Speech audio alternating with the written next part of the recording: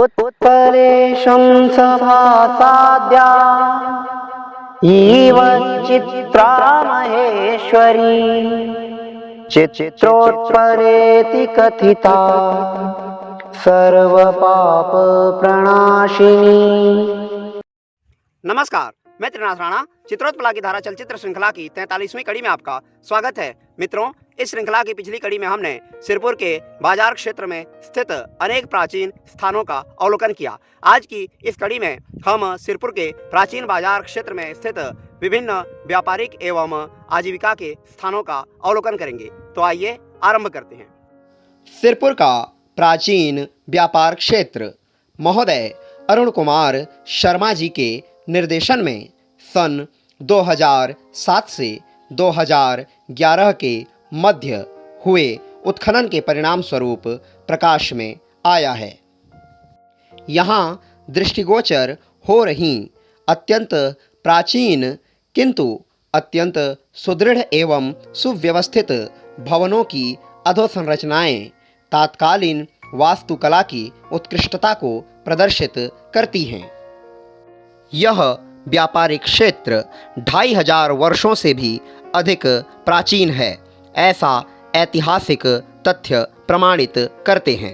इस क्षेत्र के विभिन्न भवनों में प्राप्त विभिन्न पुरा सामग्रियों के आधार पर इन भवनों को लौहकार, ताम्रकार, स्वर्णकार, रजतकार, कुंभकार इत्यादि के भवनों के रूप में चिन्हित किया गया है। यहाँ से विभिन्न धातुओं की विभिन्न प्रकार की सामग्रियाँ धातुओं को प्रगलित करने हेतु भट्टी एवं क्रूसिबल तथा अन्य उपकरण प्राप्त हुए हैं। भवनों के निर्माण में भी कुछ विशिष्ट तकनीकों का प्रयोग किया गया था। यथा हम देख रहे हैं, यह आयताकार प्रस्तर निर्मित जल कुंड, इसके ईशान्य कोण में एक मार्ग निर्मित है। यहीं से एक भूमिगत प्रणालिका निर्मित है, जिसकी सहायता से इस लघु कुंड का जल भूमिगत रूप से प्रवाहित होकर इसके उत्तरी भाग में स्थित एक वृहत कुंड में एकत्र होता था। आज से 2500 वर्ष पूर्व भी इस प्रकार की सुंदर तकनीकी का प्रयोग निश्चय ही प्रशंसनीय है। वृहत कुंड में प्रणालिका का मुख्य द्वार हम देख सकते हैं। इस वृहत कुंड में उतरने हेतु सोपान भी निर्मित किए गए हैं। विशेषज्ञ इस स्थान का उपयोग धातु कार्य में हुआ मानते हैं। यह न केवल व्यापारिक क्षेत्र था, अपितु यहाँ अद्भुत शिल्प कृतियाँ भी गढ़ी जाती थीं। इस संपूर्ण क्षेत्र में इस प्रकार के प्रस्तर पर निर्मित गर्त हमें दिखाई देते हैं, जो अन्न कूटने के काम आते थे और इन पर धान को कूटकर चावल निकाला जाता था। अन्न के भंडारण हेतु इस प्रकार के भूमिगत अन्नागार निर्मित किए गए हैं, जिन्हें वर्तमान में लोहे की चादरों से ढक दिया गया है। इष्टिका निर्मित ये वर्गाकार संरचनाएं तात्कालीन धातु कर्म में प्रयुक्त होने वाली भट्टियां हैं। इन भट्टियों में विविध धातुओं को प्रगलित करके उन्हें इच्छित आकार देकर शिल्पकृतियां व अन्य उपयोगी सामग्रियां गढ़ी जाती थीं। यहाँ अनेक भूमिगत भंडार गृह निर्मित हैं। आइए इनकी संरचना को समझते हैं। ये जैसे पत्थर है, इसको ढकने के लिए किया गया है। बीच में आप देख रहे हैं गैप बना हुआ है। जब हम इसको मतलब धकेल करके उधर जाकर मैं धकेलूंगा तो ये इधर आ सकता है, इधर से धकेलेंगे तो ये उधर जा सकता है। और ऐसे कई पत्थर अगर हम यहाँ पे सेट कर देते हैं तो क्या हो जाएगा, ये पूरा ढक जाएगा और इसको स्लाइड करके हम आगे पीछे करके इसको ढक सकते हैं और निकाल सकते हैं। ये भूमिगत अंडागार है और भंडारण का केंद्र है। हम इसमें बहुमूल्य वस्तुएं भी संग्रहित कर सकते हैं। धन्यवाद। प्रत्येक कक्ष के प्रवेश द्वार पर प्रस्तर के ऊपर एक ओर गोलाकार व दूसरी ओर वर्गाकार गर्त बने हुए हैं। गोलाकार गर्त पर कपाट की धुरी टिकी रहती थी। कपाट को खोलने व बंद करने पर यह घूमती थी। इसके विपरीत वर्गाकार खांचे में लकड़ी को टिकाकर दरवाजे को बंद रखा जाता था। इस प्रकार कपाट खोलने व बंद करने की यह उत्कृष्ट तकनीक भी निश्चय ही प्रशंसनीय है।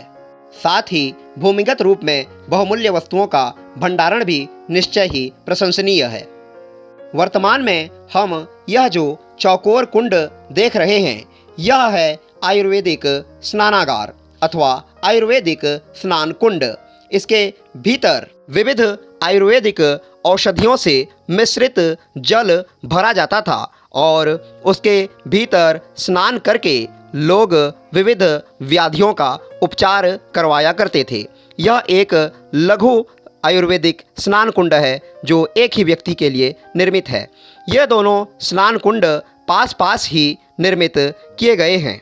दोनों कुंडों के मध्य एक अत्यंत गहरे कुंड का भी निर्माण किया गया है, जिसमें औषधि मिश्रित जल का संग्रह किया जाता था। यहीं पर दो भित्तियों के मध्य बहुमूल्य वस्तुओं को छिपाने हेतु एक कुंभ गड़ा हुआ है, जिसे पत्थर से ढक दिया गया है।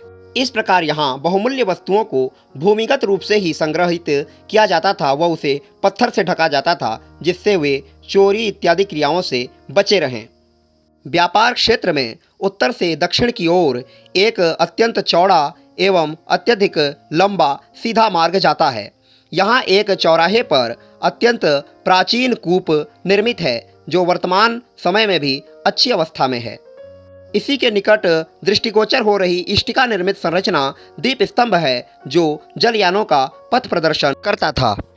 व्यापारिक क्षेत्र का मुख्य मार्ग पर्याप्त चौड़ा था, जिसके दोनों ओर अत्यंत व्यवस्थित ढंग से भवन निर्मित किए गए थे, जिनकी अधोसंरचनाएं हम वर्तमान समय में देख सकते हैं। यहाँ प्रत्येक भवन के निकट अन्न कूटने हेतु इस प्रकार की प्रस्तर संरचनाएं निर्मित हैं और कुछ भवनों में दोनों ओर द्वार निर्मित हैं। यहाँ एक और प्राचीन कूप हम देख रहे हैं, जो प्रस्तरों से सुसज्जित है। इसमें वर्तमान समय में भी जल उपस्थित है। पहले के कुएं से यह कुआं कुछ छोटा है, परंतु यह भी हजारों वर्ष प्राचीन है। यहाँ एक और भवन में इस प्रकार का आयताकार कुंड है, जिसके निकट ही इष्टिका निर्मित कुछ विशिष्ट संरचनाएं हम देख रहे हैं। इसके पार्श्व में ही एक निचला भूमिगत गुप्त मार्ग हमें दिखाई देता है, जो कि भीतर एक भूमिगत भंडार गृह से जुड़ा हुआ है। इस भंडार गृह की तकनीक भी पूर्ववत ही है। इस विशाल कक्ष में व्यापारियों के सामूहिक गोष्ठी का आयोजन होता था और इसके पार्श्व में सांस्कृतिक कार्यक्रम। इस प्रस्तर निर्मित मंच रूपी संरचना में यज्ञ कुंड हुआ करता था। इसी के निकट एक अत्यंत प्राचीन भवन के अवशेष प्राप्त होते हैं। इसे धातु मूर्तिशाला का नाम दिया गया है, क्योंकि इसके भीतर स्थित एक कक्ष में विभिन्न धातुओं की 79 प्रतिमाएं प्राप्त हुई हैं। यह भवन दक्षिणाभिमुखी है, जिसके सम्मुख 2 कक्षनुमा संरचनाएं बनी हुई हैं। मध्य में एक आयताकार आंगन है एवं उत्तरी भाग में 3 दक्षिणमुखी कक्ष हैं। आंगन आयताकार है, जिसमें प्रस्तर निर्मित अनेक खंडित स्तंभ वर्तमान में खड़े कर दिए गए हैं। पूर्वी कक्ष में एक प्रतिमा का खंडित भाग स्थापित है। मध्य कक्ष में एक मनोकामना स्तूप रखा हुआ है। मध्य कक्ष पार्श्व के दोनों कक्षों से कुछ बड़ा है।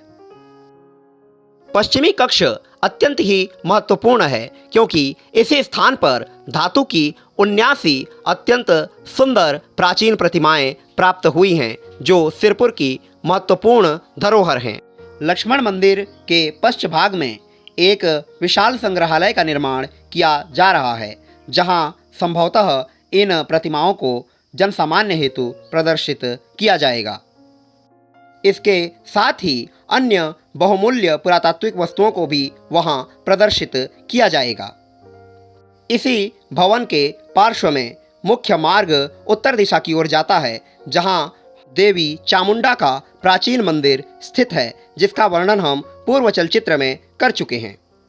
मुख्य मार्ग के पूर्व दिशा में अनेक प्राचीन भवनों के अवशेष हमें प्राप्त होते हैं। यहाँ हमें प्राचीन समय में धातुओं को प्रगलित करने में प्रयुक्त अनेक भट्टियों के अवशेष प्राप्त होते हैं। समीप ही कुछ अन्य भूमिगत अन्नागार भी दृष्टिगोचर होते हैं। प्रत्येक भट्टी के निकट कुछ जलकुंड भी निर्मित किए गए हैं जिनमें धातुओं को शीतल किया जाता था। इस प्रकार की प्रगलन भट्टियों में लोहे को पिघलाकर उसे इच्छित आकार देकर विविध वस्तुओं का निर्माण किया जाता था। प्राचीन काल से वर्तमान काल तक लोहा एक अत्यंत उपयोगी धातु है।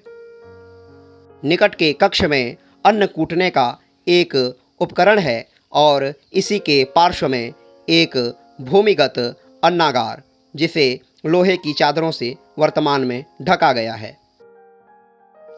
पत्थर से ढके हुए इस कक्ष में मध्य निर्माण हेतु प्रयुक्त सामग्रियां रखी हुई हैं, अर्थात प्राचीन काल में यहाँ मद्यपान की प्रथा प्रचलित थी।